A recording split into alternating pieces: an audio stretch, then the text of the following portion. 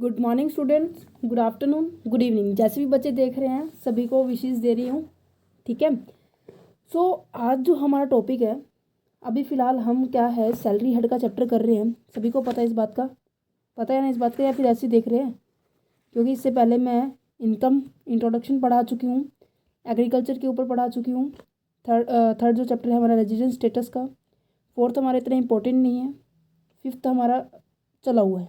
ठीक है, ये हमारी सीरीज़ चली हुई है। जैसे भी टाइम लग रहा है वैसे मैं आपको वीडियो प्रोवाइड कर रही हूँ। ठीक है।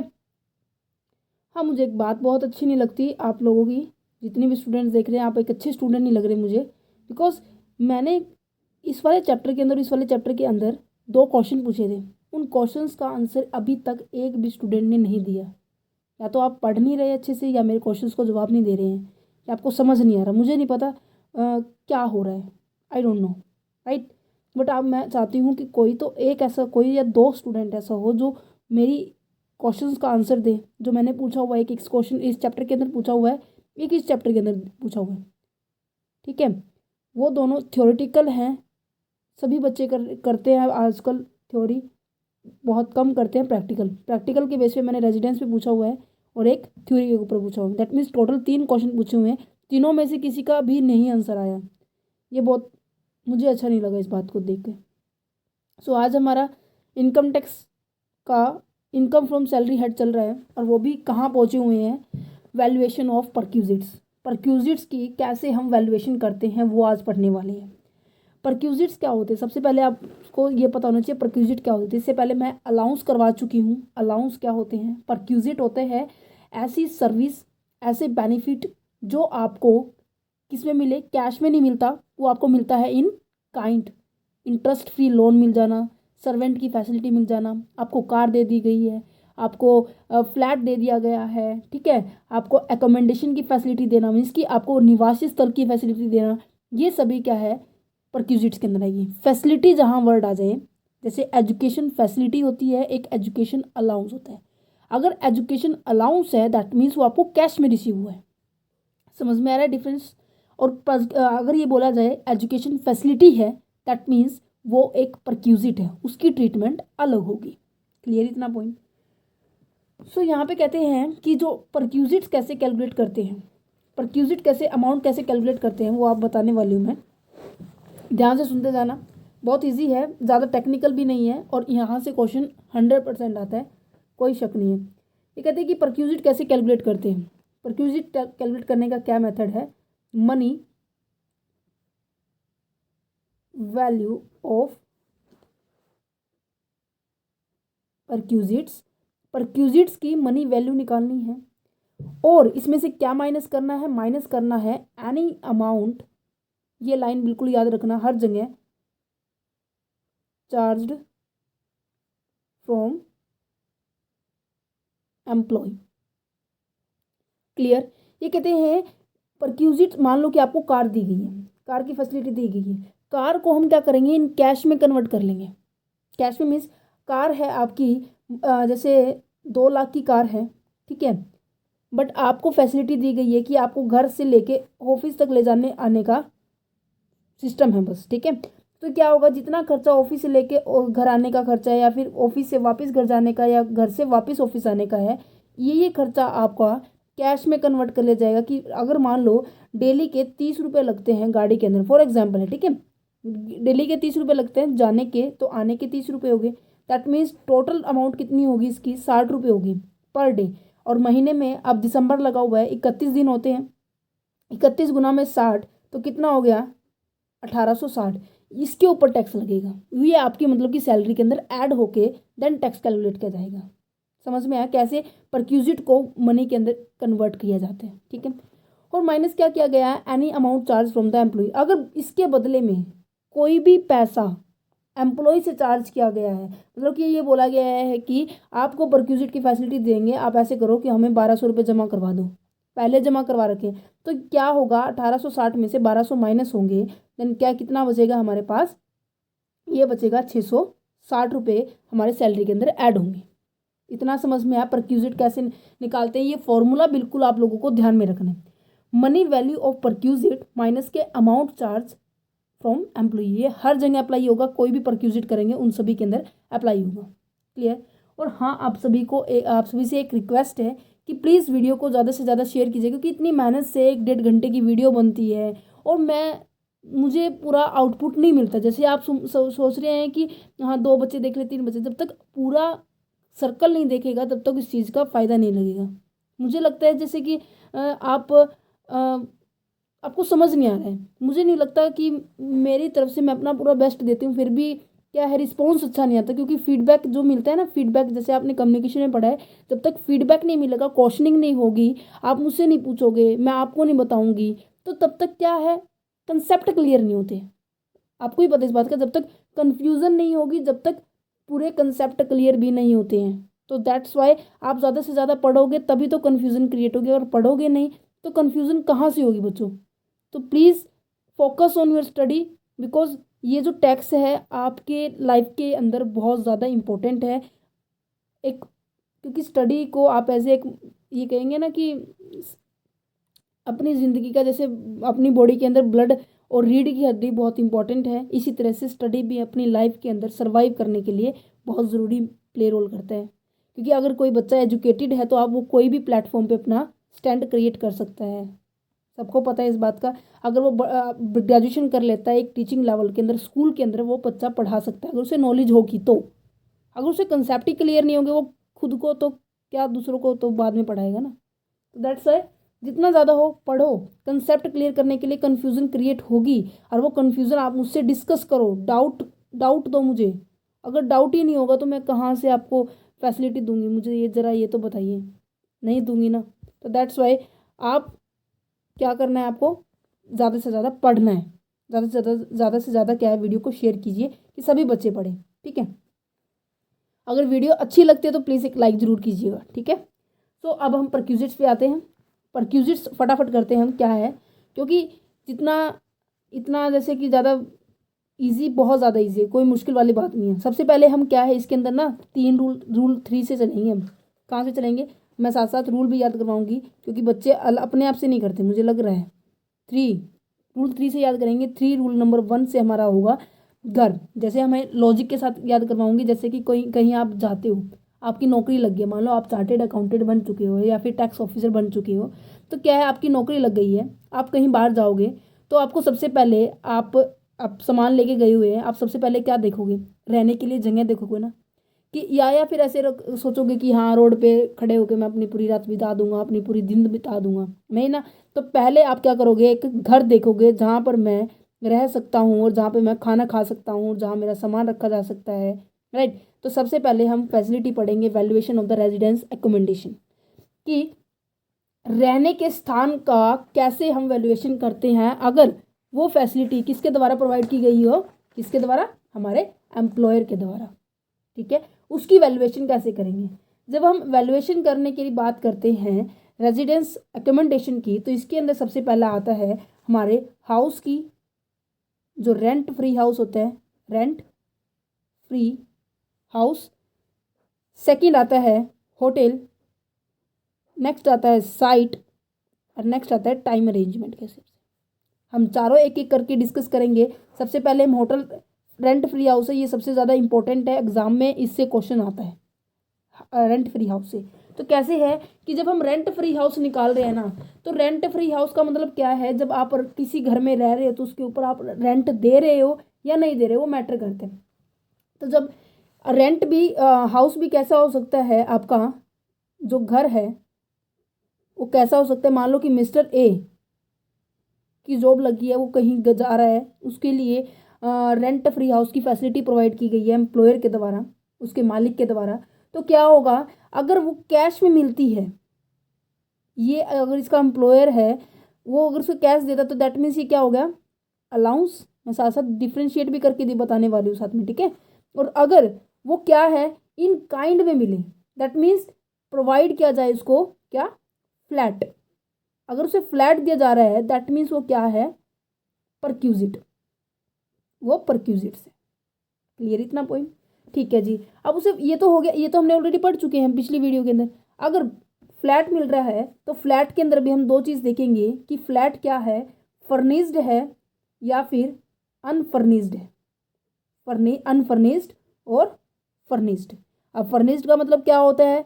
फर्निश्ड का मतलब होता है जिस फ्लैट के अंदर हमें फर्नीचर मिले। फर्नीचर में सोफा, ये बेड एंड टेबल टूबल सब, मतलब फर्नीचर का जो कोई भी सामान है। और अनफर्नीचर की बात की जाए तो जहाँ पर ये फर्नीचर की फैसिलिटी नहीं होती। तो सबसे पहले हम अनफर्नीचर करेंगे, क्योंकि अनफर्नीचर अगर आपको समझ में आ गया तो फर्नीचर अपने आप ऑटोमेटिकली हो जाएगा। तो फर्नीचर अनफर्नीचर करने के लिए तो इसके अंदर देखो, सबसे पहले हमें क्या करना है? फ्लैट मिल गया। फ्लैट देखने के बाद हमें क्या देखना है कि ये देखना है कि वो घर में फर्नीचर है या नहीं। मीन्स की जो आपको फैसिलिटी दी गई है उसमें फर्नीचर है या नहीं। अगर फर्नीचर नहीं है तो उसके बारे में बात करते हैं। फर्नीचर नहीं है तो फिर दो कंडीशन क्रिएट कर देखनी है हमें कि वो जो एम्प्लॉय है मिस्टर ए, जो मिस्टर ए है, ये जो एम्प्लॉय है ये कैसा एम्प्लॉय है। अब कैसा, अच्छा गंदा तो नहीं होता ना, हमेशा सारे एम्प्लॉय अच्छे होते हैं। हमें ये देखना है कि वो एम्प्लॉय गवर्नमेंट है या नॉन गवर्नमेंट है। ठीक है, क्योंकि ये दो फैसिलिटी सभी सेक्टर के अंदर प्रोवाइड की जाती है। सबसे पहले हम क्या देखेंगे कि वो गवर्नमेंट एम्प्लॉय है या फिर नॉन गवर्नमेंट एम्प्लॉय है।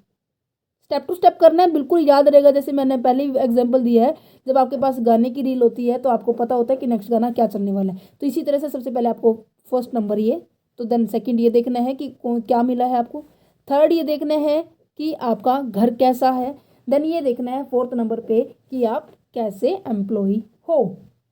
अगर वो गवर्नमेंट एम्प्लॉय है तो कुछ भी नहीं करना, सुनो, कुछ भी नहीं करना। बस एक काम करना है कि जितना अमाउंट आपको दिया हुआ है, टैक्सेबल जो अमाउंट होगी, टैक्सेबल, आई होप आपको दिख रहा होगा, दिख रहा है प्रिया? मैं चलो इसको थोड़ा सा ऊपर कर लेती हूँ, थोड़ा सा और क्लियर हो जाएगा। दिख रहा है अभी? यस। तो टैक्सेबल अमाउंट कैसे निकालेंगे? टैक्सेबल अमाउंट निकालेंगे as per government norms. Government norms means government के रूल और कंडीशन के अकॉर्डिंग। ये ऑलरेडी आपको क्वेश्चन के अंदर दिया मिलेगा कि गवर्नमेंट ने इतना क्या चार्ज किया है, इतना चार्ज उसके मिस्टर ए के लिए, मिस्टर ए के हाउस के लिए चार्ज किया है। मान लो कि 2000 लिख देगा, किसके हाउस की अमाउंट 2000 रुपये है, रेंट की 4000 रुपये लिख देगा। जितना लिखा हुआ है आपको वही मानना है, उसमें कोई चेंज नहीं करना। समझ में आई? मतलब कि जो रेंट है ऑलरेडी डिसाइडेड होगा किसके द्वारा? गवर्नमेंट के द्वारा। क्लियर? और अब बात करते, इसमें तो कुछ करना नहीं था। अभी कहते हैं नॉन गवर्नमेंट एम्प्लॉय में क्या करना है। नॉन गवर्नमेंट जब एम्प्लॉय होता हो क्या करना है, दैट मीन्स इसके अंदर प्राइवेट एम्प्लॉय है। तो इसके अंदर हमें फिर दो कंडीशन देखनी है कि जो घर दिया हुआ है वो घर एम्प्लॉयर का, एम्प्लॉय को घर दिया हुआ है ना, तो ये देखना है कि एम्प्लॉयर का खुद का घर है, हाउस क्या है, उसकी खुद की प्रॉपर्टी पे दिया हुआ उसने, मतलब कि खुद ओनर खुद है एम्प्लॉयर उस चीज़ का, या फिर उसने भी किराए पर लेकर हायर परचेज के साथ अपने एम्प्लॉय को दिया है। मीन्स यहाँ पे एम्प्लॉयर का देखेंगे कि एम्प्लॉयर उस घर का खुद मालिक है जो उसने अपने एम्प्लॉय को दे रखा है, या फिर उसने भी किराए पर ले रखा है। अगर उसने खुद उसका मालिक है, मान लो कि इसका मालिक कौन है? Mister B. मिस्टर बी इसका क्या है? मालिक है। इसने इसको घर दिया जो कि इसका खुद उसका मालिक था। तो क्या है इसमें हम ये देखेंगे कि पहली कंडीशन क्या है, अप टू 10 लाख जिस एरिया में घर है वो देखेंगे कि अप टू 10 लाख तक उसकी पॉपुलेशन है या नहीं है। और एक ये देखेंगे कि 10 लाख से लेकर कहाँ तक, 10 लाख से लेकर 15 लाख तक पॉपुलेशन चेकआउट करेंगे। और फिर अबोव 50 लाख, 25 सॉरी 50 यानी 25, अगर ऐसे एरिया में है घर जहाँ पर पॉपुलेशन 10 लाख है, या आपको सभी चीज़ दी मिलेगी। ठीक है, कहीं ना कोई हिंट दिया मिलेगा जिससे आपको ये पता लग जाए कि वो नॉन गवर्नमेंट एम्प्लॉई है, घर खुद का घर है, ये स्पेशल। या अगर ये चीज़ ना लिखी मिले ना तो आपको ये मिलेगी, प्रॉपर मिलेगी कि 10 लाख पॉपुलेशन है, 10 लाख से लेके 25 लाख तक की पॉपुलेशन है, या फिर 25 लाख से ज़्यादा है। अगर इन कंडीशन, अगर पॉपुलेशन 10 लाख है तो आपको क्या करना है, 7.5% ऑफ सैलरी चार्ज करनी है। ये थ्योरी का पार्ट है, कभी आप सोचे कि ये कौन सा प्रैक्टिकल करा रहे हैं। ये आप एज इट इज़ आप चार्ट बना के आ जाओगे ना, तो दैट मीन्स आपको कंसेप्ट क्लियर है, आप इसके बेस पे आप थ्योरी भी लिख सकते हैं। अगर किसी एरिया के अंदर 10 से लेके 25 लाख तक की पॉपुलेशन है, तो वो क्या करने वाले हैं, उनको अपनी सैलरी का 10% ऑफ सैलरी करना है। और अगर ऐसा एरिया है जहाँ पर 25 से ज़्यादा पॉपुलेशन है, उन्हें अपनी सैलरी का 15% ऑफ सैलरी करना है। और वो अमाउंट आपको कहाँ ऐड करनी है, अपनी सैलरी के अंदर ऐड करनी है, देन आपकी टैक्सेबल अमाउंट कैलकुलेट होगी। क्लियर? मैं दोबारा से रिपीट कर देती हूँ। हाउस, अगर ओनर हाउस है तो आपको ये देखना है कि पॉपुलेशन कौन से पॉपुलेशन के एरिया के अंदर वो क्या है, रह रहा है। अगर 10 लाख पॉपुलेशन है तो 7.5% ऑफ सैलरी, सैलरी भी बताती हूँ क्या क्या इंक्लूड होने वाली है। अगर उसकी 10 लाख से लेके 25 लाख की पॉपुलेशन है उस एरिया के अंदर तो 10% ऑफ सैलरी, अगर 25 लाख से ज़्यादा है तो 15% ऑफ सैलरी हम करेंगे। ठीक है जी। अगर हायर परचेज का केस मिला, अगर हायर परचेज का केस मिला तो क्या करना है, इसमें केवल दो ही कंडीशन है, एक तो 15% ऑफ सैलरी और actual rent amount paid by employer. Employer के द्वारा एक्चुअल जो रेंट दिया गया है किसे, उस मकान मालिक को जिससे उसने परचेज कर रखा था, मतलब हायर कर रखा था, उधार पे ले रखा था, किराए पर ले रखा था, जितना अमाउंट उसने पे किया है, या फिर 15% ऑफ सैलरी, किसकी सैलरी, एम्प्लॉय की सैलरी, जो भी इनमें से लेस होगा वो अमाउंट हम क्या करेंगे, पे कर देंगे। क्लियर? इतना पॉइंट आ गया समझ में? इसका एक प्रैक्टिकल जरूर करवाऊंगी। फिर आ जाते हैं कि सैलरी के अंदर क्या क्या इंक्लूड होंगे। सैलरी के अंदर सभी चीज इंक्लूड होगी जो अभी तक हमने पढ़ा है।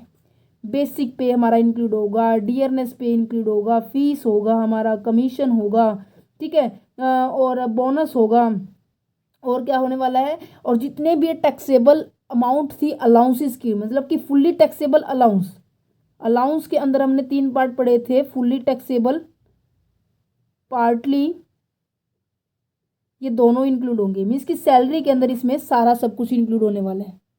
क्लियर? इतना पॉइंट हमें पहले ये देखना है फर्निश्ड है या अनफर्निश्ड है, गवर्नमेंट एम्प्लॉई है, नॉन गवर्नमेंट एम्प्लॉई है। फिर ये देखना है अगर नॉन गवर्नमेंट एम्प्लॉई है तो हाउस है ओनर्ड है किसका, एम्प्लॉयर का, या फिर हायर परचेज है उसका भी। देन अगर ओनर्ड है तो पॉपुलेशन देखेंगे, हायर्ड है तो ये 15% of salary and actual rent paid. अब इसका मैं आपको एग्जाम्पल करवाने वाली हूँ। एग्जाम्पल देखिए आपने, इलिस्ट्रेशन नंबर 7 है आपका, 7 नहीं करते हम करने वाले हैं 9th एग्जाम्पल। देखिए आप, बहुत आसान है, मैं इसी में बिल्कुल करवा देने वाली हूँ।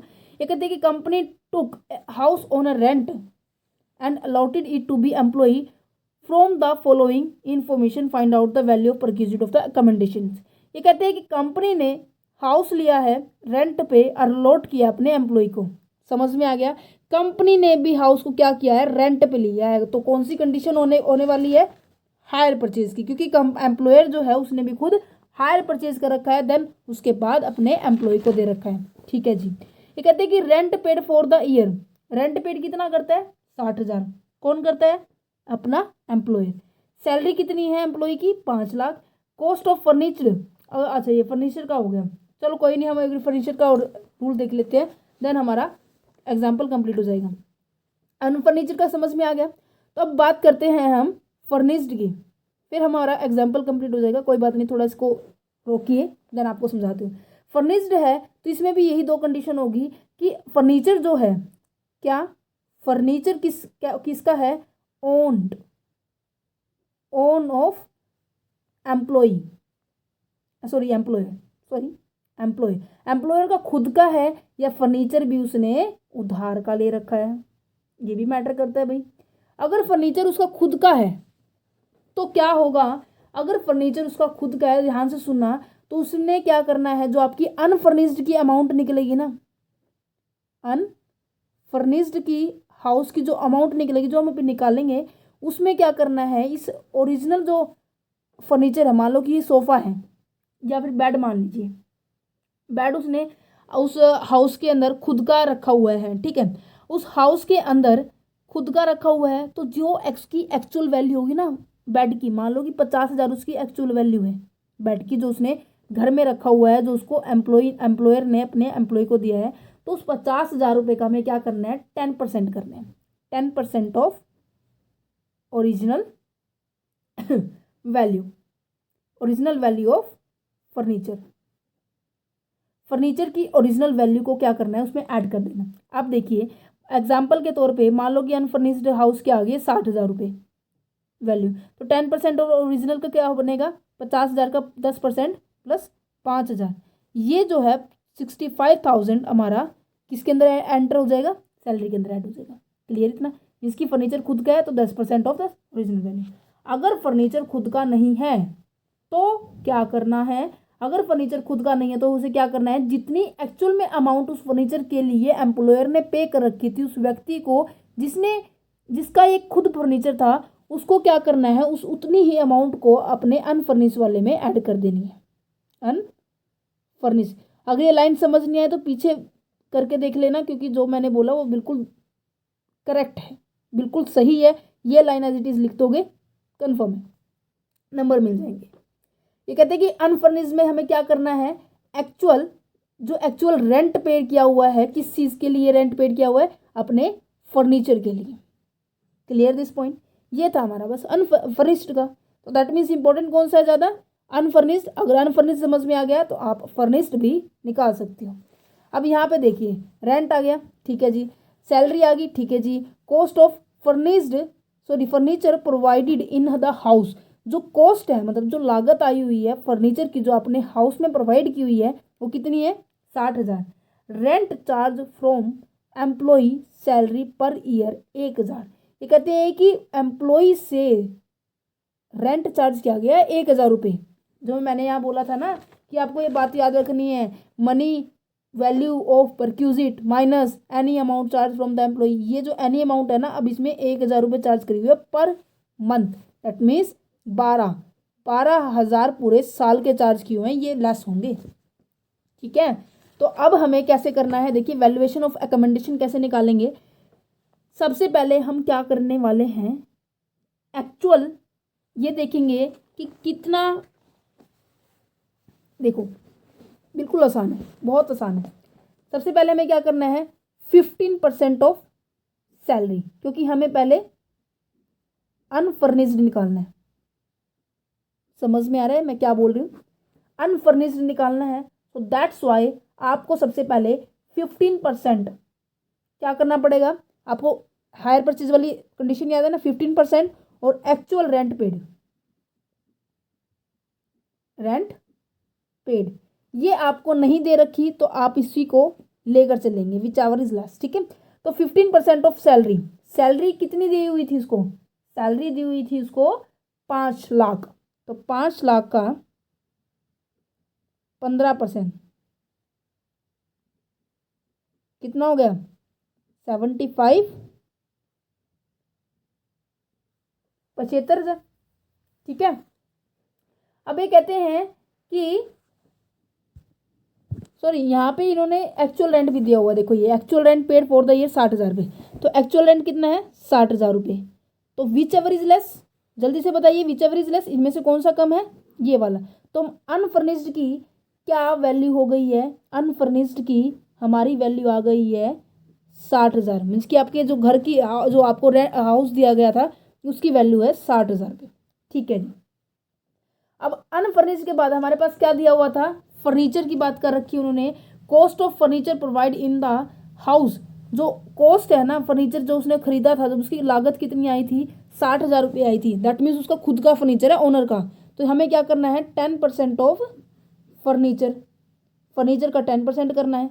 फर्नीचर का 10% कितना होगा, 60,000 थी, 10,000 का सॉरी 60,000 का 10%, ध्यान से सुनते जाइए, 60,000 का 10% कितना हो गया 6,000, तो ये हो गया 66,000।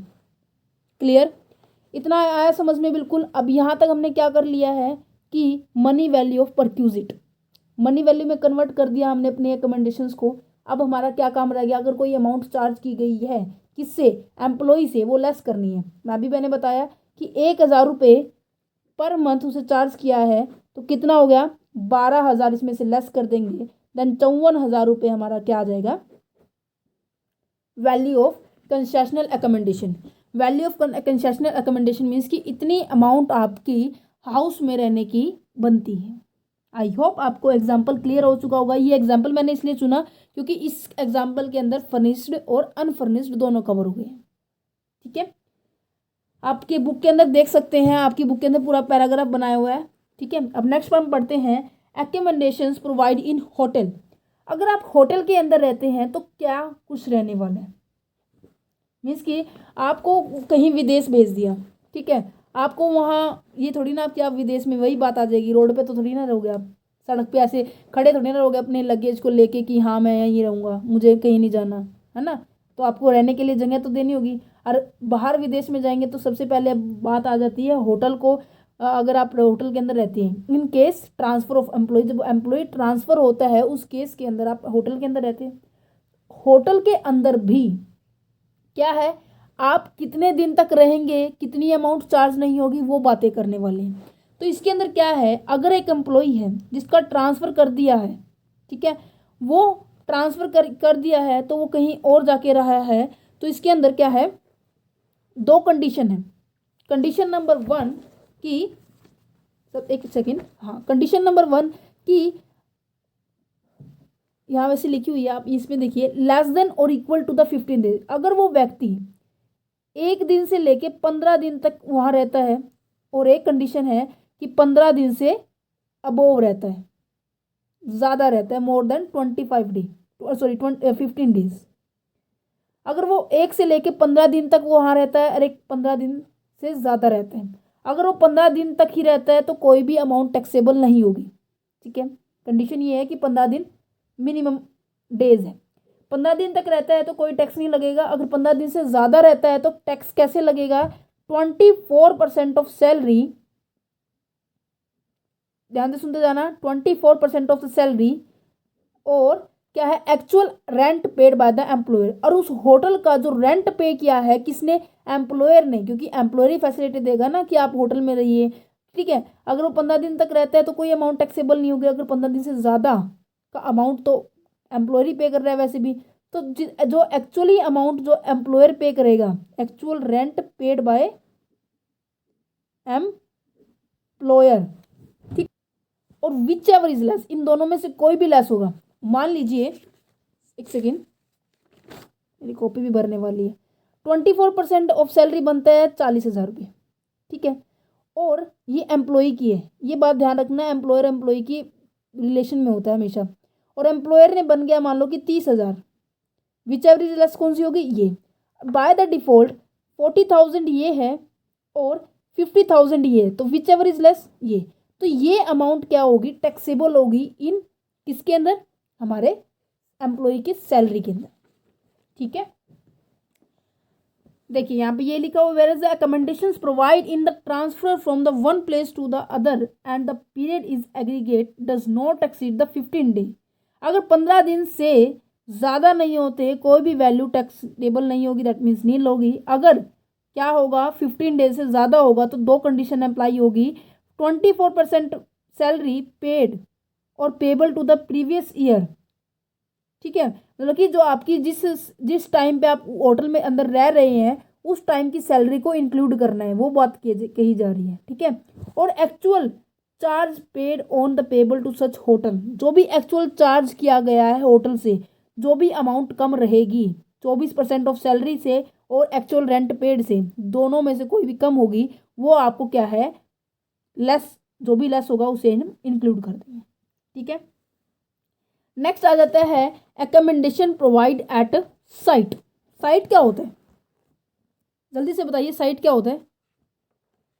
साइट होता है जब आप किसी प्रोजेक्ट के लिए कहीं स्पेशल डे के लिए आप जाते हैं, उन स्पेशल डे के रिगार्डिंग आपको, मान लो कि आपको पहाड़ी एरिया के अंदर भेज दिया जाए, आपको देहरादून भेज दिया जाए कि जाओ वहाँ पर फ्लाईओवर बना के आना है। ठीक है, और वहाँ फ्लाईओवर है, जैसे मान लो कि खेतों के पास नहीं होता, फील्ड एरिया के पास, कि जहाँ मतलब दूर दूर तक कोई रहने की जगह नहीं है, दूर दूर तक कोई होटल नहीं है, तो क्या करते हैं लोग, जो प्रोजेक्ट बनाने वाले जो लोग होते हैं वो क्या करते हैं, तंबू गाड़ के रहते हैं। तंबू समझते हैं, जैसे कि एक बांस से बना हुआ ऐसे ऊपर तिरपाल, ऐसे तंबू गाड़ के रहते हैं। उनके लिए उन्हें क्या है, अकोमोडेशन, मतलब उनके लिए क्या है, उन्हें पैसा दिया जाता है कि कोई बात नहीं, आपको इस तरह की फैसिलिटी दे रही है, इसके बदले आप पैसे ले लो। कोई बात नहीं। और वो जो पैसा दिया जाएगा इस तरह की साइट के रिगार्डिंग, आप उसके ऊपर कोई भी टैक्स पे नहीं किया जाएगा, दैट मीन्स उसे हम सैलरी के अंदर इंक्लूड नहीं करेंगे। ठीक है, यहाँ पर हो जाता है आपका एकोमोडेशन का पॉइंट क्लियर। आई होप आपको बिल्कुल समझ में आया होगा। ठीक है, नेक्स्ट हम बात करने वाले हैं वैल्यूएशन ऑफ अ कार। वैसे आपकी बुक के अंदर यहाँ लिखा हुआ है valuation of a car, but ये यहाँ से स्टार्ट हो जाता है वैल्यूएशन ऑफ कार। ठीक है, बहुत ईजी है, बहुत आसान है, देखते जाइए। जैसे अभी हमने इसको स्टोरी से याद किया है कि हमें स्टेप टू स्टेप लर्न करना है, वैसे ही हमारा कार की रिगार्डिंग है, कार कैसे हमें यूज़ करनी है। अब बात आ जाती है कि कार, जब भी कार की बात आ जाए ना, तो सबसे पहले आपको ये सोचना है कि कार खुद की है या एम्प्लॉयर की है। खुद की मीन्स एम्प्लॉय की खुद की और एम्प्लॉयर की है। दो पर्सन हमने बात किया है अभी, एम्प्लॉयर और एम्प्लॉय। एम्प्लॉय की खुद की कार है तो क्या होगा, एम्प्लॉयर की खुद की कार है तो क्या होगा। इसके अंदर हमारे 4 केस आने वाले हैं, चारों केस को बहुत अच्छे से डिस्कस करेंगे। ये पॉइंट है इंपॉर्टेंट है, क्योंकि परक्यूजिट और allowances very very much important, आपको पता है। ठीक है, तो सबसे पहली बात करते हैं, जब कार क्या है, ओन और hire of car by employer. Employer का केस पढ़ रहे हैं सबसे पहले। ये कहते हैं कि जब कार किसकी हो, एम्प्लॉयर की हो, चाहे उसकी खुद की हो या फिर उसने हायर परचेज के साथ कर रखी है। ठीक है, एम्प्लॉयर है तो नॉर्मल सी बात है, आपकी जेब से तो कुछ भी नहीं लग रहा और आपको चलाने के लिए दे रहे हैं। ऐसे समझो कि आप एक नौकरी पर लगे हैं, ठीक है, और आपको दे दी गई है। अब आप देखना कि जब आपको car as it is facility मिल रही है तो किसको फ़ायदा है, एम्प्लॉय को, क्योंकि कार किसकी है, एम्प्लॉयर की। जो उसमें सामान फ्यूल होता है, मेंटेनेंस का खर्चा होता है, वो सारा किस चीज़ का है, एम्प्लॉयर का। ठीक है, आपको तो बस क्या है, आपको चलानी है, और या फिर चलाने वाला भी कोई ऑलरेडी अपॉइंट किया गया है, मीन्स ड्राइवर ऑलरेडी आपको अपॉइंट करके दिया हुआ है, तो बिल्कुल ही फ़ायदा है। तो इसके अंदर कैसे ट्रीटमेंट करनी है, तो एम्प्लॉय को कितना अमाउंट क्या है अपनी सैलरी के अंदर ऐड करना पड़ेगा जब उसको कार की फैसिलिटी दी जा रही है। तो जब इस केस के अंदर ध्यान से सुनते रहना कि ऑन, हर एक चीज़ बहुत इंपॉर्टेंट है, जब तक आप ध्यान तक नहीं सुनोगे जब तक आपको कंसेप्ट क्लियर नहीं होगा। कार ओन बाय एम्प्लॉयर, ठीक है, हम एम्प्लॉयर का केस पढ़ रहे हैं, वो भी ओन और हायर का। तो इसके अंदर ये देखा जाएगा यूज़ किस लिए हो रहा है, ऑफिस यूज़ के लिए है, ठीक है, प्राइवेट यूज़ के लिए है, या फिर ऑफिस और प्राइवेट है। लॉजिक के साथ दिमाग लगा के सुनना, ठीक है। अगर वो ऑफिस यूज़ के लिए है, केवल और केवल ऑफिस यूज़ के लिए है, एम्प्लॉयर ने दे रखी है एम्प्लॉय को कि आपको मान लो कि आप जो देख रहे हैं सभी बच्चे, आपको मान लो कि आपके प्रिंसिपल ने दे रखी है, किस लिए, आप एज ए प्रोफेसर हैं, ठीक है, उसके पॉइंट ऑफ व्यू से बात कर रही हूँ, आपको कार दे रखी है, तो केवल आपको क्या करना है, आप घर से कॉलेज, कॉलेज से घर, यहाँ तक जा सकते हैं, उसके अलावा आप उस गाड़ी में नहीं घूम सकते, दैट मीन्स ऑफिस यूज़। तो इस तरह से आपको कोई बेनिफिट ही नहीं हुआ, आप उसका कोई बेनिफिट नहीं उठा सकते, ना ही उसमें गाड़ी में घूम सकते हो, या नहीं अपने फ्रेंड्स के साथ जा सकते हो, तो केवल एक ऑफिशियल यूज़ के लिए है, तो इसके अंदर टैक्स नहीं लगेगा, टैक्स इज नील। क्लियर। अगर बात की जाए प्राइवेट के लिए, मीन्स आपको केवल प्राइवेटली यूज़ करने के लिए, कि आप घूमने फिरने, गाड़ी में घूम रहे हो, फिर रहे हो, फ्रेंड्स के साथ जा रहे हो, तो इसके पॉइंट ऑफ व्यू से अगर दिया जाए तो किस चीज़ का खर्चा आपको आपको क्या है अपनी सैलरी के अंदर इंक्लूड करना पड़ेगा, वो देखिए। इसके अंदर जो रनिंग का जो एक्सपेंस होता है वो, इसकी इसके अंदर जो पेट्रोल डलता है वो बात की जा रही है, मेंटेनेंस का खर्चा, ठीक है, ड्राइवर की जो सैलरी होती है, अगर ड्राइवर भी आया हुआ है, आपको बस बैठना है, चला भी ड्राइवर के द्वारा है, ठीक है, ये सभी चीज़ें आपको क्या करनी पड़ेगी, अपने एम्प्लॉयर को पे करनी पड़ेगी। ठीक है, क्लियर। और दूसरी बात, कार के ऊपर डेप्रिसिएशन भी लगता है ना, वो सभी क्या किया जाएगा, ये भी आपको अपने एम्प्लॉयर को देना पड़ेगा, बिकॉज कार के ऊपर भी डेप्रिशिएट होता है, कार के ऊपर भी क्या है, वो भी उसकी वैल्यू घटती है, दैट्स वाई हमें डेप्रिशिएशन भी क्या करना पड़ेगा, अपने एम्प्लॉयर को देना पड़ेगा। ठीक है, और इसके बदले अगर कोई अमाउंट प्लस है सॉरी अगर कोई अमाउंट एम्प्लॉयर ने आपसे चार्ज कर रखी है, any amount charge by the employer from his employee that's will be deduct. ये लाइन तो बिल्कुल रट लीजिए, ठीक है। ठीक है, प्राइवेट के अंदर बात आ गई, क्योंकि मेंटेनेंस, रनिंग, ड्राइवर, डेप्रिसिएशन, अगर उसकी कार अगर हायर्ड है तो जितना क्या है किराया है उस गाड़ी का वो देना पड़ेगा, ठीक है। अब बात आ जाती है ऑफिशियल और प्राइवेट दोनों के लिए यूज़ की जा रही है। फिर बेनिफिट है एम्प्लॉय को, क्योंकि ऑफिस के लिए भी है और प्राइवेटली भी है, मतलब आप घर गाड़ी हर जगह आपके पास ही है वो, ठीक है।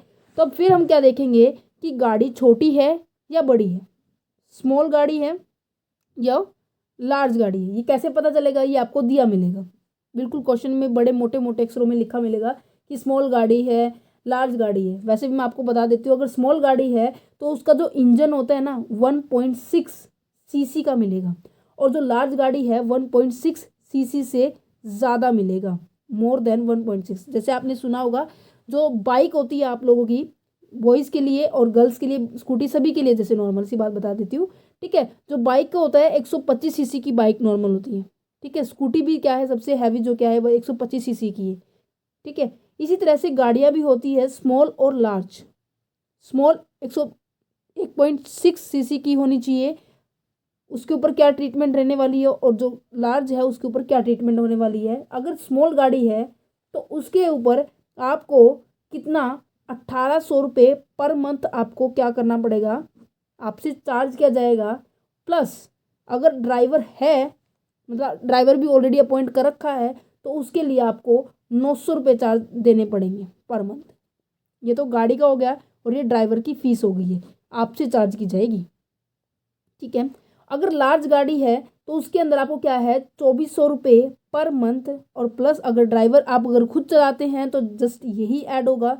अगर आप खुद नहीं चलाते, ड्राइवर ऑलरेडी अपॉइंट किया गया है, तो 900 रुपये यहाँ ये इसको ऐड करेंगे पर मंथ। ध्यान से देख लो, पर मंथ लिखा हुआ है, क्लियर।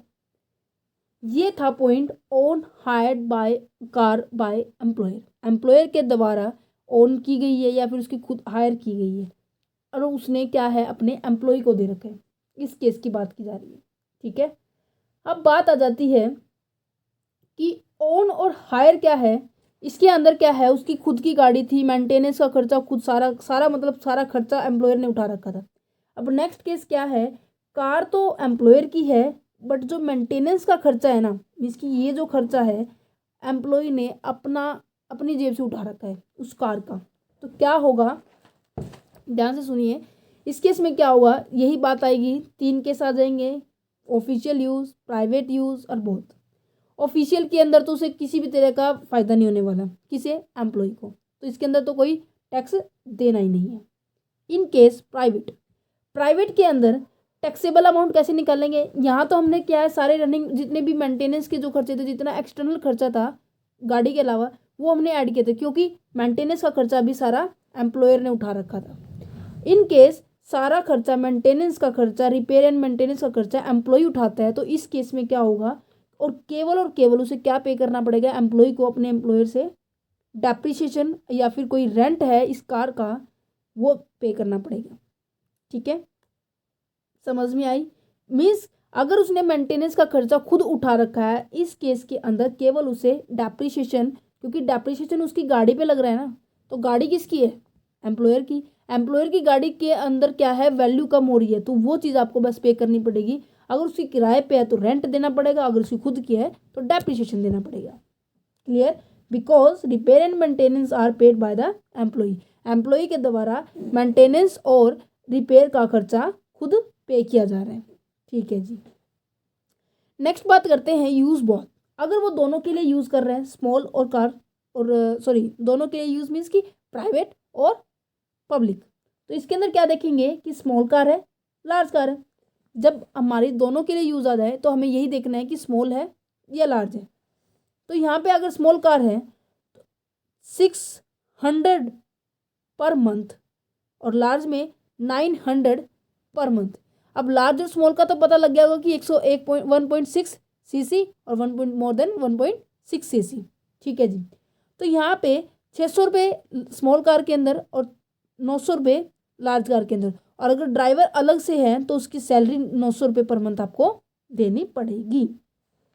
क्लियर। अब बात करते हैं when car is own by the employ and repair and maintenance paid by the employ. ये तो बहुत कम चांसेस होते हैं, ऐसा कभी होता ही नहीं है कि कार भी खुद एम्प्लॉय की है और मेंटेनेंस का खर्चा भी एम्प्लॉय का है और वो ऑफिस के लिए यूज़ कर रहे हैं, ऐसा तो होगा ही नहीं, बिल्कुल भी नहीं, बहुत कम दिखेंगे। तो अगर ऐसा होता भी है तो किसी भी केस में उसे अपने सैलरी के अंदर वो ऐड नहीं करेगा, क्योंकि इसमें एम्प्लॉय का तो बेनिफिट है ही नहीं। जहाँ एम्प्लॉय का बेनिफिट है उसे उसी के ऊपर तो टैक्स वाले डिपार्टमेंट वाले को क्या करना है, टैक्स को कलेक्ट करना है। ठीक है, तो यहाँ पे अगर फोर्थ केस की बात की जाए, when a car is own by the employ, इस केस में क्या है, जस्ट अपोजिट है कि कार, यहाँ पे हमने क्या किया था, कार एम्प्लॉयर की है, मेंटेनेंस का खर्चा एम्प्लॉय का है। अब जो केस करने वाले हैं उसमें जस्ट अपोजिट है, कार एम्प्लॉय की है और जो मेंटेनेंस का खर्चा किसने उठा रखा है, एम्प्लॉयर ने। ठीक है जी। इस केस में अंदर क्या होगा, ऑफिशियल यूज के अंदर तो क्या है, सभी जगह नील आएगा। ठीक है जी। प्राइवेट के अंदर अगर बात की जाए तो इसके अंदर कहते हैं एक्सेप्ट डेप्रीशिएशन, डेप्रीशिएशन को छोड़कर बाकी सभी उसकी सैलरी के अंदर ऐड होंगे। कारण देख मैं बताती हूँ कारण क्या है, डेप्रीशिएशन क्यों छोड़ा गया, क्योंकि कार किसकी है, कार किसकी, मुझे जल्दी से बताइए। कार है एम्प्लॉय की, एम्प्लॉय की कार है तो एम्प्लॉय ही डेप्रीशिएशन उसके अंदर ऑलरेडी पे करेगा, राइट। वो बार बार थोड़ी ना ये कहेगा कि मैं ले दोबारा से लो, ये लो दोबारा से, ये लो दोबारा से, नहीं ना। बस वो क्या करेगा, वो चीज़ उसके अंदर, वो चीज़ वो पे करेगा, वो चीज़ अपनी सैलरी के अंदर ऐड करेगा जो एम्प्लॉयर ने उसे बेनिफिट दे रखे हैं। सीधा लॉजिक ये है, जो चीज़ एम्प्लॉयर ने एम्प्लॉय को बेनिफिट दे रखा है वही अमाउंट एम्प्लॉय अपनी क्या करेगा, सैलरी के अंदर ऐड करेगा। क्लियर हो रहा है इतना पॉइंट। दैट्स वाई यहाँ पर रिपेयर मेंटेनेंस ड्राइविंग जो ड्राइवर की सैलरी है वो एम्प्लॉयर पे कर रहा है, तो दैट्स वाई यही अमाउंट आप क्या करोगे, एम्प्लॉय क्या करेगा, अपनी सैलरी के अंदर ऐड करेगा। क्लियर। और अगर दोनों पर्पस के लिए यूज हो रही है तो सेम प्रोसीजर रहेगा, 800 रुपये और 2400 रुपये, 900 और 900 ये माइनस होंगे। यहाँ तक हमने क्या किया था, ऐड होंगे, बिकॉज एम्प्लॉयर ने सर्विस दे रखी है, एम्प्लॉयर की गाड़ी है, एम्प्लॉयर ने ही ड्राइवर अपॉइंट कर रखा है, दैट्स वाई सारी फैसिलिटी एम्प्लॉयर ने दी है, तो इसलिए हम क्या कर रहे हैं, अपनी सैलरी के अंदर ऐड कर रहे हैं। अगर इन केस अगर वो सारे काम उसके खुद के हैं तो ये सभी चीज़ें माइनस होगी। आई होप आपको ये सभी बातें क्लियर हो गई होगी। ठीक है, तो यहाँ पे जो कंसेप्ट है किस चीज़ का, कार का कंसेप्ट जो है क्लियर हो चुका होगा। अब नेक्स्ट कंसेप्ट के ऊपर चलते हैं जो कि है हमारा, एक second, facility of sweeper, gardener, watchman of professional attendant, sorry personal attendant. ये कहते हैं कि अगर एम्प्लॉयर अपने एम्प्लॉय को किस चीज़ की फैसिलिटी प्रोवाइड करे, स्वीपर की, गार्डनर की, वॉचमैन की, पर्सनल अटेंडेंट्स, मीन्स कि ऐसे पर्सन को आपको भेज दे, ऐसे पर्सन की आपको फैसिलिटी प्रोवाइड करें जो आपको आपकी काम के अंदर, चाहे वो ऑफिस वर्क हो या होम वर्क हो, दोनों के अंदर आपको क्या करे, हेल्प प्रोवाइड करे, जिससे क्या है पूरा फोकस आप अपनी फर्म पे लगा सके, पूरा फोकस अपनी कंपनी पे लगा सके। ये भी आपको फैसिलिटी दी जाती है और ये जो फैसिलिटी है रूल नंबर 3 के अंदर आती है। ठीक है, अब रूल नंबर 3 6 तक हम लगातार पढ़ेंगे। ठीक है, अब यहाँ पे आ जाती है एजुकेशन फैसिलिटी। एजुकेशन फैसिलिटी क्या होती है कि ऐसी फैसिलिटी जो कि एम्प्लॉय को दी जाती है, किसके द्वारा, एम्प्लॉयर के द्वारा। देखिए कहते हैं कि where an additional institutions is it self own और मेंटेनेंस बाय द एम्प्लॉयर और where free educational facility are allowed in other education institution by the reason of being an employment of that employer।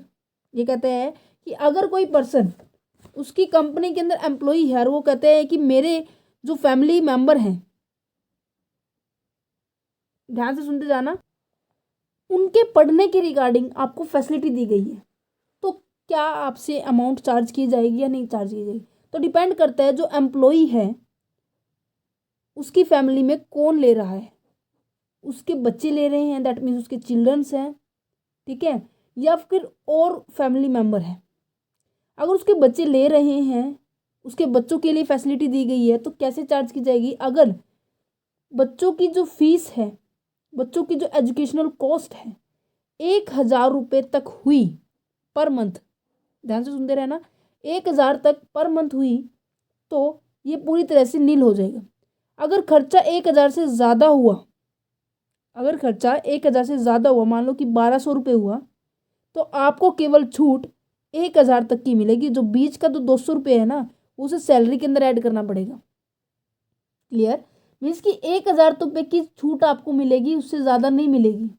ठीक है, ये कहते हैं ना कि जैसे एयरप्लेन में जाने के लिए ना आपको 25 kg का, आप क्या है, आपने कभी ट्रैवल किया हो तो 25 kg का है आप सामान लोड करके अपने साथ लेके जा सकते हैं। अगर आपने 25 kg तक जाते हैं तो आपसे नॉर्मल कॉस्ट चार्ज की जाएगी। ठीक है, या फिर की ही नहीं जाती, क्योंकि आप थ्रेशोल्ड लिमिट से, मीन्स की जो आप लिमिट है कि 25 ही लेके जा सकते, इतनी में आप जा रहे हैं तो कोई टेंशन नहीं। अगर आपने 25 से 5 किलो भी ज़्यादा कर दिया ना, तो 5,000 रुपये के करीब आपसे क्या है, चार्जेस लिए जाते हैं। तो इसी तरह से आपको केवल थ्रेशोल्ड लिमिट क्या है, 1,000 रुपये है। आपको केवल चेक करना है, अगर एम्प्लॉई को चिल्ड्रन एजुकेशन फैसिलिटी दी जा रही है तो आपको ये चेकआउट करना है कि 1,000 से कम खर्चा हो रहा है या 1,000 से ज़्यादा। कम खर्चा हो रहा है तो एक भी अमाउंट क्या है, टैक्सेबल नहीं होगी। अगर ज़्यादा है तो 1,000 लेस कर दीजिए, जितना अमाउंट बैलेंस बच जाएगा उसे हम क्या कर देंगे, टैक्सेबल कर देंगे। ठीक है, अगर family member, other family members हैं, मतलब कोई भी चिल्ड्रंस को छोड़ के, अपनी वाइफ को छोड़ के बाकी जो फैमिली मेम्बर है, ब्रदर है, सिस्टर है, ठीक है, अपने मम्मी पापा हैं, क्या पता वो भी पढ़ने के लिए इच्छुक हैं, तो उनके लिए अगर की जाए तो क्या होगा, सेम लेवल पर मान लो कि आपका स्कूल है, ठीक है, और जो एम्प्लॉय का स्कूल है ना, एम्प्लॉयर का स्कूल है, जैसे कि मान लीजिए हरियाणा के अंदर, हरियाणा के, ठीक है, पानीपत डिस्ट्रिक्ट है, और पानीपत में मान लो कि उसकी फीस, जो एम्प्लॉयर का ऑफिस है, वो एम्प्लॉयर की जो स्कूल है पानीपत के अंदर है, ठीक है, और उस पानीपत के अंदर उस वो मानता है कि एक बच्चे की फ़ीस क्या है, 1,200 रुपये है, जो इस फैमिली मेम्बर को पढ़ा रहा है। तो ये चेकआउट करने के लिए कि उसकी फ़ीस कितनी चार्ज होगी, तो सेम लेवल पर दूसरे स्कूल के अंदर चार्ज किया जाएगा, पानीपत के अंदर ही, कि सेम फैसिलिटी देने वाला, सेम क्लास के अंदर, सेम मीडियम के अंदर उसी बच्चे के लिए कितनी फ़ीस होगी। अगर 1,200 ही है तो वही अमाउंट क्या है, उससे चार्ज करेगा कौन, एम्प्लॉयर, क्योंकि वो फैसिलिटी एम्प्लॉयर दे रहे हैं ना इसे, तो वही चार्ज एम्प्लॉयर करेगा। अगर वो अमाउंट उससे कम निकलती है तो वो कम अमाउंट चार्ज करेगा। समझ में आ रहा है मैं क्या कह रही हूँ? एम्प्लॉयर क्या करेगा, ये बताएगा कि एम्प्लॉय को कितनी अमाउंट उसे पे करनी है। कैसे चेकआउट करेगा, कि उसके सेम लेवल के स्कूल पर उसे सेम लेवल पर ही देखेगा कि ये सभी फैसिलिटी इतनी, कितना चार्जेस कोई दूसरा स्कूल पे अमाउंट चार्ज कर रहा है। ठीक है, नेक्स्ट आ जाती है ट्रांसपोर्ट फैसिलिटी। ट्रांसपोर्ट फैसिलिटी आ जाती है रूल नंबर 36 के अंदर।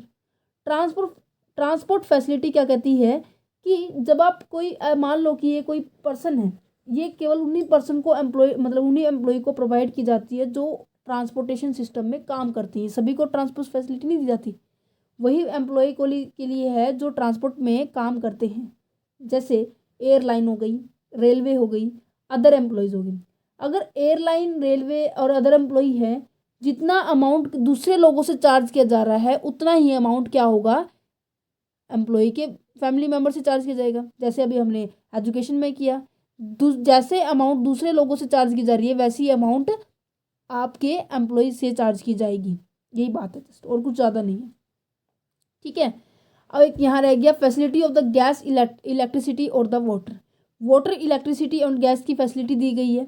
वो भी डिपेंड करता है कि कितना अमाउंट चार्ज किया जाता है दूसरे लोगों से और कितना अमाउंट चार्ज किया जाएगा आपसे। अब हम बात करते हैं प्रिस्क्राइब बेनिफिट, जो एमिनिटीज़ के अंदर है। रूल नंबर 37, इसके 6-7 है। रूल नंबर 37 है, rule number 37 second, rule number 37 third, 4, 5, 6। सबसे पहले आता है इंटरेस्ट फ्री और of concessional loan. Interest free और कंसेशनल लोन के रिगार्डिंग क्या बात है, कि जो एम्प्लॉय है, एम्प्लॉय को लोन की ज़रूरत है, वो किससे लेगा, एम्प्लॉय को लोन की ज़रूरत है वो किससे लेगा, सबसे पहले तो वो क्या है, फाइनेंशियल इंस्टीट्यूशन के पास जाएगा, वहाँ उसे ज़्यादा इंटरेस्ट चार्ज की जा रही है, कंपनी के अंदर ये ऑफर निकला हुआ है कि कोई भी एम्प्लॉय अगर किसी को लोन चाहिए तो फ्री ऑफ कॉस्ट, मतलब कि फ्री ऑफ इंटरेस्ट क्या है, आप लोन ले सकते हैं। एक तो ये, और दूसरा क्या है, कंसेशनल लोन दे सकते हैं। मीन्स कि मान लो कि 6% क्या है इंटरेस्ट लगता है, तो आपसे कितना चार्ज किया जाएगा, 3%। बहुत फर्क पड़ जाता है अगर 1% भी कम हो जाए, तो मैंने तो 3 कम करी है ना। ये कहते हैं कि प्रोवाइड लोन किया जाता है इंटरेस्ट फ्री लोन और concessional loan as per to bank. Bank के द्वारा जो चार्ज किया, मान लो कि एसबीआई के अंदर 12% दिया जाता है, आपको क्या करेंगे, वो 6% पे दे देंगे। ये होता है। इसके अंदर क्या किया जाएगा, आपसे क्या है, पर्पस चेकआउट करना है। जब इंटरेस्ट फ्री लोन के बारे में पढ़ रहे हैं तो पर्पस क्या होगा, मतलब कि आप किस कारण से, किसके लिए आप क्या है यूज़ करना चाह रहे हैं इस लोन की अमाउंट को। सबसे पहले क्या है, अगर आप क्या है, आप किसी मेडिकल ट्रीटमेंट के लिए अगर आप उस लोन का यूज़ कर रहे हैं तो किसी भी तरह का टैक्स नहीं लगेगा। वो मेडिकल ट्रीटमेंट भी स्पेसिफाइड है, क्या क्या है, जैसे कैंसर है, एड्स है, ठीक है, काफ़ी सारी स्पेसिफाइड बीमारियां हैं जो क्या है, जिनके ऊपर ज़्यादा खर्चा होता है। लॉजिक ये, अगर किसी और पर्पज़ के लिए ले रहे हैं तो उसके अंदर 2 कंडीशन चेकआउट करनी पड़ेगी। पहली कंडीशन क्या है कि लोन की अमाउंट 20,000 से ऊपर नहीं होनी चाहिए। पहली कंडीशन कि वो लोन की अमाउंट 20,000 से ऊपर नहीं होनी चाहिए। अगर 20,000 से ऊपर नहीं है तो कोई भी अमाउंट टैक्सेबल नहीं होगी। अगर 20,000 से ऊपर है तो क्या करेंगे, तो taxable amount depend on interest chargeable by the SBI on such loan. ये कहते हैं कि जितना इंटरेस्ट एसबीआई चार्ज करता है उतना ही इंटरेस्ट आपसे चार्ज किया जाएगा ऑन एक्स्ट्रा अमाउंट पे। क्लियर। इसकी आप देखिए एग्जांपल समझिए, मैंने काफ़ी सारे एग्जांपल लिखे हुए हैं। देखिए, सबसे पहला है कि मिस्टर एक्स कोई एम्प्लॉई है, उसने क्या किया है, लोन लिया है, और वो भी किसके लिए, स्पेशल मेडिकल ट्रीटमेंट के लिए। स्पेशल मेडिकल ट्रीटमेंट के लिए लिया है। सबसे पहली बात तो हमें ये देखना था, पर्पस देखना है। तो स्पेशल मेडिकल ट्रीटमेंट है तो कोई भी टैक्स अमाउंट कोई भी अमाउंट हमें टैक्सेबल नहीं होगी। ठीक है जी। नेक्स्ट केस क्या क्या कहते हैं कि मिस्टर एक्स ने लोन लिया है 15,000 रुपये का, किस लिए, बाइक को खरीदने के लिए। अब पर्पस देखिए, बाइक है, अदर है, तो उसके अंदर भी हमें क्या देखना है कि लोन की अमाउंट 20,000 से ज़्यादा नहीं होनी चाहिए। यहाँ तो पूरी 15,000 है, कोई बात नहीं, कोई टैक्स नहीं लगेगा। ठीक है जी। अगर नेक्स्ट आ जाता है कि लोन लिया है 50,000 रुपये का कार परचेज करने के लिए, ठीक है, और डेट ऑफ लोन है हमारी, ये चलो छोड़ दीजिए इसको, और एसबीआई चार्ज करती है 12%, तो हमें क्या करना है, लोन की अमाउंट होगी 15,000 रुपये, ठीक है। इंटरेस्ट चार्जेबल बाय एसबीआई के द्वारा कितना इंटरेस्ट चार्ज करेगा, 12%, तो ये 15,000 इसकी अमाउंट है, 5/12 इसलिए क्योंकि 5 महीने हुए लोन को लिए हुए, तो आ जाएगी 2,500 रुपये। ठीक है। अब बात करते हैं एम्प्लॉय कितनी चार्ज करता है, सॉरी एम्प्लॉयर कितनी चार्ज करता है एम्प्लॉय से। मान लीजिए एम्प्लॉय ने चार्ज की थी 7%, एम्प्लॉयर ने चार्ज की थी एम्प्लॉय से 7%। 7% के हिसाब से 50,000 के ऊपर 5 महीने के लिए कितना बैठेगा, जल्दी से कैलकुलेट कर लीजिए। इतना बैठेगा 1,458 रुपये। लेना था इतना, लिया है इतना, कितना लेना और बढ़ाता है 1,042। ये जो बेनिफिट होगा ना, बिकॉज देखिए गवर्नमेंट के हिसाब से कितना आपको इंटरेस्ट लेना चाहिए था अपने एम्प्लॉय से 2,500, बट आपने लिया कितना है 1458। 10,42 का तो एम्प्लॉय को बेनिफिट हुआ ना। जो भी एम्प्लॉय को बेनिफिट होगा वो उठा के सैलरी में डाल दो, सैलरी फिर अपने आप टैक्सेबल हो जाएगी। क्लियर। इतना आया समझ में, पक्का। ठीक है जी। ये था हमारा interest free and concessional loan. आप इसको बिल्कुल पढ़ाइए ना, तो यही बातें लिखी हुई, कोई ज़्यादा बड़ी बातें नहीं लिखी हुई है। ठीक है। और उसके बाद आ जाता है हमारा हॉलीडे एंजॉयमेंट। हॉलीडे एंजॉयमेंट क्या कहता है, ये भी सेम है जैसे हमने अभी ट्रांसपोर्टेशन का किया, जैसे हमने अभी गैस फैसिलिटी का किया, जैसे हमने अभी एजुकेशन फैसिलिटी का किया। इसके अंदर एग्जम्पशन लिमिट नहीं है, बट आपको जितना अमाउंट किसी दूसरे लोगों से चार्ज किया जा रहा है ना, वही अमाउंट आपको क्या अपनी सैलरी के अंदर ऐड करना पड़ेगा, क्योंकि वही अमाउंट आपके लिए बेनिफिट है। ठीक है। फ्रॉम आउटसाइड, मतलब मान लीजिए कि जो एम्प्लॉयर है उसकी खुद की एजेंसी है, खुद के सोर्स के थ्रू वो क्या है हॉलीडे एंजॉयमेंट दे रहा है। मतलब कि मान लो कि आप क्या है हरियाणा के अंदर काम करते हैं, देहरादून में भी उस कंपनी का बहुत अच्छा नाम है, बहुत अच्छी कंपनी उसने सेटअप करी हुई है देहरादून के अंदर। ठीक है। तो क्या होगा, जो देहरादून में कंपनी है उसका खुद का सोर्स है, तो वहाँ उसे रहने के लिए, उसे घूमने के लिए, उसकी टिकट जो फैसिलिटी होती है, बर्फ़ को देखने के लिए भी ना 1100 की टिकट लगती है, आपको पता हो तो वो टिकट भी क्या है उन्होंने अपने खुद के सोर्स से करवा दी। तो क्या है, जितना बाहर से अरेंजमेंट करना था ना उसने अपने खुद के सोर्स से कर लिया, और जितना खुद से सोर्स से अरेंज किया है तो चार्जेबल अमाउंट कितनी होगी, मैंने यहाँ पे देखो मोटे मोटे अक्षरों में लिखा, आम आदमी से चार्ज करते हैं उतने ही अमाउंट टैक्सेबल होगा। मतलब कि अगर कोई और व्यक्ति वहाँ एम्प्लॉय ना जाते हुए कोई और व्यक्ति वहाँ एन्जॉयमेंट के लिए जाता, तो जितनी अमाउंट उसे चार्ज की जा रही है उतनी अमाउंट उसे अपने एम्प्लॉय से भी चार्ज करनी है। ठीक है, अगर उसकी खुद की एजेंसी नहीं है तो नॉर्मल सी बात है, जितना अमाउंट जो एम्प्लॉयर क्या है डिपॉजिट करेगा किसके पास, उस एजेंसी के पास, उतना ही अमाउंट क्या है उसे एम्प्लॉय से वसूल कर लेगा। That's it. अगर कोई अमाउंट अमाउंट चार्जेबल की गई है एम्प्लॉय से वो लेस होगा। ये तो बात मैंने आपको स्टार्टिंग में बताई थी। ठीक है, उसके बाद आता है फ्री फूड। फ्री फूड का मतलब क्या होता है, जब आप ऑफिस में काम कर रहे हैं तो ऑफिस में काम करते हुए आपको किस तरह की फैसिलिटी प्रोवाइड करना, फूड की फैसिलिटी प्रोवाइड करना। फूड के अंदर आपकी डाइटेशन कैसी आ जाएगी, आपकी आ जाएगी टी एंड स्नैक्स, मतलब कि नॉर्मल फूड। ठीक है, ऑफिस में काम करते हुए कर रहे हैं, वर्किंग आवर स्पेशल लिखा हुआ होगा, ये बात ध्यान रखना। वर्किंग आवर में है तो आपको किसी भी तरह का टैक्स पे नहीं करना पड़ेगा। ठीक है जी, ये आप कई बार ये कहेंगे कि मैडम तो ये बोले जा रही है बोले जा रही है, हमें कुछ समझ नहीं आ रहा है। जब तक आप क्या है थोड़ा सा प्रैक्टिकल इलिस्ट्रेशन कर लीजिए, जरूरी नहीं कहती प्रैक्टिकल कीजिए, इलिस्ट्रेशन करने से आपको समझ में आ जाएगा कि क्या चीज़ ऐड करनी है क्या चीज़ लेस करनी है। अगर कुछ रहती है तो आप दोबारा से रिपीट करेंगे, जितनी बार रिपीटेशन होगी उतनी ज़्यादा क्या है आपके माइंड में फीड हो जाएगी बातें। ठीक है, क्योंकि जब हम पढ़ते थे ना उस टाइम हमें भी ऐसा होता था ये किसको ऐड करना है किसको लेस करना है, बट आप जितना प्रैक्टिस करेंगे उतना ज़्यादा अच्छा रहेगा। नेक्स्ट आ जाता है, पहले तो क्या है हमारे टी और स्नैक्स की है।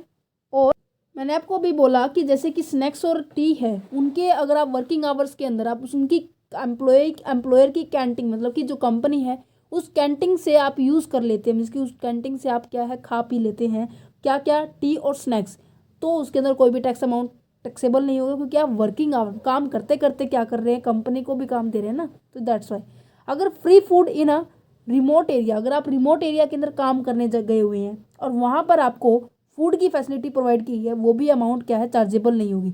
मैंने आपको पहले बताया था रिमोट एरिया, फिर प्रोजेक्ट साइट, जहाँ पर क्या है आप तंबू गाड़ के क्या है अपना प्रोजेक्ट कंप्लीट करते हैं, वहाँ पर अगर आपको फूड की फैसिलिटी दी जाती है तो वहाँ पर भी उस अमाउंट को कोई भी अमाउंट टैक्सेबल नहीं होगी। अब बात करते हैं फिर टैक्सेबल कौन सी होगी, टैक्सेबल ये होगी। कहते हैं कि जब free food duration office hours and at a place of work, ये कहते हैं कि जब आप फ्री फूड लेते हैं ऑफिस आवर्स और क्या है प्लेस ऑफ वर्क दोनों मेंशन है, देन आपको क्या करना पड़ेगा, आपको केवल छूट कितनी तक मिलेगी, 50 रुपये पर मील एग्जेम्प्टेड होगा। ठीक है, दैट मीन्स आपको मान लीजिए कि आपने खाना खा लिया, एग्जाम्पल यहाँ पे बहुत सारे हैं। ठीक है, यहाँ देखिए टोटल कूपन कूपन है आपके पास 200 रुपये, 200, जिसके आप इन कूपन आपको मिलते हैं महीने के अंदर 200 कूपन मिल गए, एक एक करके कूपन का यूज़ करना होता है। ठीक है, और प्राइस ऑफ कूपन 80 रुपये है। आपने क्या किया, एक दिन के अंदर 80 रुपये का खाना खा लिया है ऑफिस के अंदर, बट आपको एग्जम्प्टेड अमाउंट कितनी थी, तो जितना एक्स्ट्रा अमाउंट होगा ना वो आपको क्या करना पड़ेगा, अपनी सैलरी के अंदर ऐड करना पड़ेगा, क्योंकि 80 रुपये का खाना खाया है और 50 रुपये आपको मैक्सिमम एग्जम्प्टेड है, तो 80 में से लेस कितने हो जाएंगे, 50, तो बचे कितने, 30, 30 टोटल कूपन आपने कितने यूज़ किए हैं, 200 साल के, तो 200 गुना में 30 कितने होंगे, 6,000 रुपये आपको क्या है अपने सैलरी के अंदर ऐड करने पड़ेंगे। नॉर्मल है। अगर आपकी मील का खर्चा होता है 40 रुपये और टोटल एग्जम्प्टेड है 50, तो ये तो लेस ही हो गया, तो कोई अमाउंट टैक्स पे ही नहीं करनी पड़ेगी। क्लियर हो रहा है पॉइंट, क्लियर हो रहा है, बहुत अच्छी बात है, क्लियर होना चाहिए। अब नेक्स्ट आता है गिफ्ट। गिफ्ट की अगर बात की जाए तो मीन्स कि जब कंपनी अपने अपनी क्या है सेरेमनी सेलिब्रेट करती है या फिर कोई प्रोफेशनली पॉइंट ऑफ व्यू से देती है। ठीक है, प्रोफेशनली पॉइंट ऑफ व्यू से अगर बात की जाए, एक सेकेंड,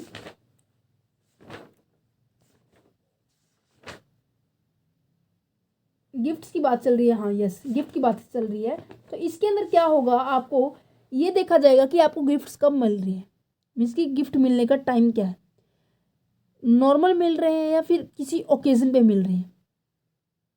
ठीक है, अगर आपको सोशल या फिर रीजनल ओकेजन पे मिले, like the Diwali, Christmas, new year, anniversary, क्योंकि वो उसने 50 साल हो गए एनिवर्सरी को, जैसे अब जैसे मदर डेयरी है, ठीक है, लक्ष्य वालों की 75वीं एनिवर्सरी बनाई गई थी कि इस वो दूध की डेयरी, लक्ष्य की डेयरी को 75 साल हो गए हैं, तो उसके रिगार्डिंग उनके एम्प्लॉय को क्या दिया गया था, गिफ्ट दिया गया था। अगर ऐसे गिफ्ट्स की वैल्यू 5,000 से ज़्यादा है तो अमाउंट टैक्सेबल होगी जो 5,000 से ज़्यादा होगी। मान लो कि 6,000 रुपये का अमाउंट दे रखा है तो केवल 1,000 रुपये टैक्सेबल होगा, बिकॉज 5,000 रुपये क्या है, एग्जम्प्टेड होंगे। क्लियर। नेक्स्ट आ जाता है कि expenses charge to a credit card. Credit card के रिगार्डिंग आपसे क्या है, चार्ज किए जाते हैं, मतलब कोई भी फैसिलिटी दे ले आपको, सभी की सभी को क्या कर लिया जाएगा, इन कैश में कन्वर्ट करके जो भी एम्प्लॉय को बेनिफिट है वो क्या है, निकाल ले जाएंगे।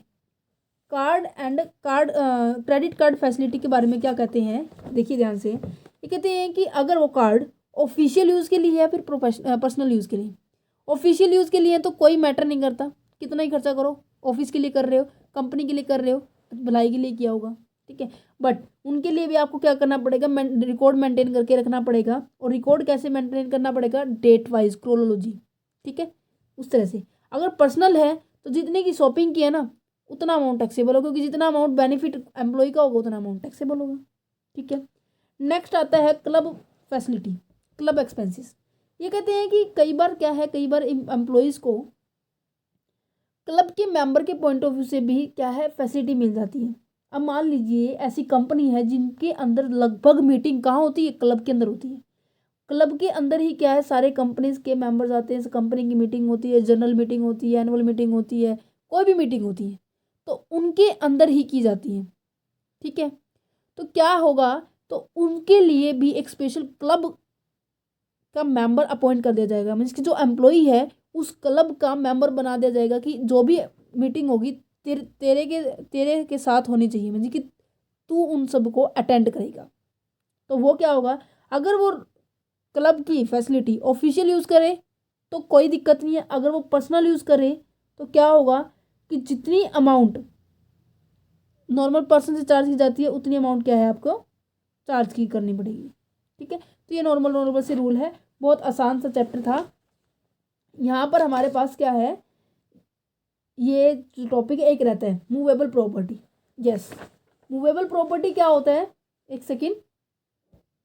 ये कहते हैं कि जब एम्प्लॉयर अपनी संपत्ति को किसको दे दे, एम्प्लॉय को दे दे, तो इस केस के अंदर जो भी संपत्ति दी जाएगी, जैसे car, computer, phone, iPhone, laptop, ठीक है, कोई भी चीज़ जब एम्प्लॉयर अपने एम्प्लॉय को दे देता है तो कितनी अमाउंट क्या उसे चार्ज की जाएगी, वो बात की जा रही है।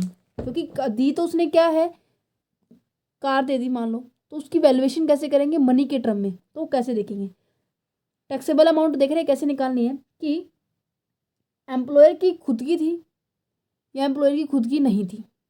अगर एम्प्लॉयर की खुद की है, इसके अंदर 3 ही प्रॉपर्टी आएंगी। फर्स्ट, कंप्यूटर, लैपटॉप, मीन्स कि कोई टेक्नोलॉजी के पॉइंट ऑफ व्यू, मीन्स कि जो इलेक्ट्रॉनिक आइटम्स हैं, कंप्यूटर एंड इलेक्ट्रॉनिक आइटम्स कोई भी है, उनके ऊपर कैसे अमाउंट टैक्सेबल किया जाएगा। अगर एनी अदर इमूवेबल प्रॉपर्टी है, सॉरी मूवेबल है, ये मूवेबल प्रॉपर्टी है, उनके ऊपर कैसे टैक्स किया जाएगा। और any other movable property less than the 10 year. अगर यहाँ पे देखिए मूवेबल प्रॉपर्टी है बट 10 साल से पुरानी है, बहुत पुरानी है, मान लो कि मेरे पास ये, जैसे कि अभी मेरे पास जो लैपटॉप है वो 10-15 साल पुराना हो गया, तो क्या अगर मैं उसको कहीं और ट्रांसफ़र करूँगी तो उसके ऊपर किसी भी तरह का टैक्स नहीं लगेगा। बिकॉज, कारण सुनिए, क्योंकि वो 10 साल पुराना हो गया, उसका सेट पुराना हो गया, वो ऑलरेडी डेप्रिसिएट हो चुका होगा। मान लो कि उसकी 50,000 रुपये भी वैल्यू है, तो 10 साल के अंदर मान लीजिए मैं क्या है, स्ट्रेट लाइन मेथड यूज़ कर रही हूँ, हर क्या है, हर साल मेरा 5% डिक्रीज होता है। वैसे इसके अंदर रेट क्या है, 50-50, 30-30% होती है इलेक्ट्रॉनिक सामान पे, ठीक है। तो मैंने क्या किया, इसके ऊपर 50 तो ज़्यादा हो गया, 10% लगा लेते हैं, तो 10% के ऊपर 5,000 करके ये क्या है 10 साल में से मेरी वैल्यू 0 के बराबर हो जाएगी। दैट्स वाई अगर कोई वैल्यू अगर कोई प्रॉपर्टी 10 साल से पुरानी है और वो कोई ट्रांसफ़र कर रहा है उसके ऊपर कोई टैक्स नहीं लगेगा। अगर 10 साल के अंदर अंदर की है, लेस देन 10 ईयर है, तो 10% ऑफ द ओरिजिनल वैल्यू आपके ऊपर टैक्सेबल अमाउंट चार्ज कर ली जाएगी। ठीक है, अब यहाँ पे बात उठती है यूज़ की। यहाँ पे तो यूज़ ऑफ मूवेबल एसेट्स, जब क्या है एम्प्लॉयर अपने एम्प्लॉय को नॉर्मल यूज़ के लिए देते हैं, इस चीज़ की बात की जा रही थी। ठीक है, जब एम्प्लॉयर अपने एम्प्लॉय को नॉर्मल यूज़ के लिए देता है तो इस केस की बात है, अगर वो कंप्यूटर लैपटॉप यूज़ कर रहा है कोई दिक्कत नहीं है, कर ले भाई। कोई 10 साल से पुरानी एसेट्स है कोई दिक्कत नहीं। अगर 10 साल से अंदर अंदर वाली एसेट्स है उसको यूज़ करने के लिए दी हुई है तो 10% ओरिजिनल वैल्यू के ऊपर हमें क्या करना पड़ेगा, अपनी इनकम के अंदर ऐड करना पड़ेगा। कोई बात नहीं भाई। अब बात करते हैं ट्रांसफरेबल ऑफ मूवेबल एसेट्स, इनकी क्या ट्रीटमेंट होगी। अगर वो पूरी तरह से ट्रांसफर ही कर दे तो क्या होगा, मीन्स जो लैपटॉप था वो पूरी तरह से उस एम्प्लॉयर को दे दे, एम्प्लॉय को दे दे, फाइनल डील कर दे, उसकी डन कर दे, तो क्या कैसे अमाउंट कैलकुलेट की जाएगी। अगर लैपटॉप या कंप्यूटर है, कोई भी इलेक्ट्रॉनिक आइटम है, उनके ऊपर आपको डेप्रिसिएशन 50% लगेगा रिटर्न डाउन वैल्यू मेथड से। ध्यान से सुन रहे हैं, 15%। ट्रांसफ़र का मतलब होता है परमानेंट और एक्सचेंज करना, इंटरचेंज करना, फ्री में या फिर आप क्या है किसी और के बदले कैश ले रहे हो, कैश के बदले कोई और इक्विपमेंट ले रहे हैं। ठीक है, वो बात की जा रही है। हम यहाँ पे कर रहे बात, क्लियर हो रहा है डाउट। तो यहाँ पे क्या है, कंप्यूटर के ऊपर हमेशा 50% of the return down value method लगेगा। ठीक है, और कई बार क्या होता है कुछ महीने काउंट हो जाते हैं, जैसे कि मान लीजिए कि ये जो एक एक 16 को लिया था, डेट ऑफ परचेज है कंप्यूटर की 1/1/16 और ट्रांसफ़र की डेट है 1/10/19। दिखाई दे रही है, नहीं दिखाई दे रही थी, चलो अब दिखाई दे रही है। 1/10/19, 1/10/19 है ना डेट ऑफ ट्रांसफ़र है, मीन्स कि इसने जो एम्प्लॉयर है उसने कितने साल तक क्या है यूज़ किया है उस चीज़ को, 16, 17, 18, 19, 3 साल तो उसने अच्छे से यूज़ किया, 3 साल पूरे हो गए हैं, प्लस ईयर मंथ भी तो काउंट किए जाएंगे ना। तो जनवरी, फरवरी, मार्च, अप्रैल, मई, जून, जुलाई, अगस्त, सितंबर, अक्टूबर इसलिए नहीं करेंगे क्योंकि 1 तारीख तो है ही नहीं है। तो 3 साल 9 महीने उसने क्या है एम्प्लॉयर ने उसे यूज़ किया, 9 नहीं 10, सॉरी हाँ 10 महीने, 10 महीने से यूज़ किया। तो क्या करेंगे हम, महीनों को क्या करेंगे टोटली इग्नोर करेंगे, काम है बस साल का। 50% बोला था, अब मान लीजिए मैंने उसकी 1 लाख वैल्यू रखी है, 3 साल तक उसने यूज़ किया, तो तीनों साल 10-10% क्या करना पड़ेगा, रिटर्न डाउन वैल्यू मेथड से मुझे कैलकुलेट करना पड़ेगा। तो 1 लाख के ऊपर 50% 50,000 रुपये, लेस करने के बाद 50,000 रुपये बचेंगे। और फिर नेक्स्ट ईयर फिर 50,000 के ऊपर 50% 25,000, ये माइनस करेंगे, 50 में से 25 गया, फिर 25 बच गया, फिर इसके ऊपर 50% 12,500। तो एट प्रेजेंट इसकी वैल्यू कितनी रहेगी कंप्यूटर की, 12,500 रुपये। ये हमारा अमाउंट सैलरी हेड के अंदर इंक्लूड होगा। क्लियर, अगर कोई अमाउंट चार्ज की गई है एम्प्लॉय से तो वो लेस की कर दी जाएगी। ठीक है, अब बात करते हैं कार एंड अदर व्हीकल। कोई ऐसी कार या व्हीकल जो क्या है एम्प्लॉयर ने अपने एम्प्लॉय को दी है, उसके ऊपर लगेगा 20% for every completed year of service return down value basis. Completed year इसलिए लिखा है, कोई भी मंथ्स हुए ना तो उसे टोटली हम इग्नोर करेंगे, ये बात बिल्कुल ध्यान रखनी है। ठीक है, इन सभी को छोड़ के कोई भी एसेट्स बच गई, कोई भी कार और इलेक्ट्रॉनिक्स चीज़ों को छोड़कर कोई भी एसेट्स बच गई, उनके ऊपर लगेगा 10% completed year and SLM straight line method use होगा। इन दोनों के ऊपर हमारा return down value method use हो रहा था। यहाँ तक आपके हो गया परक्यूजिट बिल्कुल कंप्लीट। अगर अभी भी किसी बच्चे को कोई दिक्कत है तो मुझे ज़रूर बोलना। ठीक है, नेक्स्ट वीडियो के अंदर हम पूरा चैप्टर कंप्लीट हो जाएगा। Profit in lieu of salary, provident fund, and इसका very very much important is that affordable superintendent fund. And यहाँ पर स्टैंडर्ड डिडक्शन कैसे ये फॉर्मेट है, ये मैं याद करने का है कि मैंने गाना बना रखा है, उसके थ्रू हम याद करेंगे। ठीक है, उसके बाद आपके प्रैक्टिकल पॉइंट शुरू हो जाएंगे। थ्योरी के केवल मेरे 4 पॉइंट रहते हैं, उनको हम आगे डिस्कस करेंगे। जैसे भी टाइम लगेगा मैं आपको वीडियो अपलोड कर दूंगी। Thank you for watching this video. Have a nice day. और वीडियो को शेयर ज़रूर करना, क्योंकि मैं चाहती हूँ कि कम से कम एक दिन के अंदर 1000+ व्यू हो जाए, राइट। तो वो होने चाहिए, ठीक है। आप सभी का सपोर्ट है, तभी इतनी देर मैं आपसे बोल पा रही हूँ, तभी मेरे अंदर मोटिवेशन आता है, तभी अंदर मेरे क्या होता है कि हाँ बच्चे पढ़ रहे हैं, मुझे बोल रहे हैं कि मैडम अगली वीडियो दीजिए, मैडम अगली वीडियो दीजिए। दैट्स वाई मेरे अंदर ये जो मोटिवेशन आप जगाए रखना, कमेंट सेक्शन में कमेंट करते रहना और वीडियो को लाइक एंड शेयर ज़रूर करना, ठीक है। Thank you.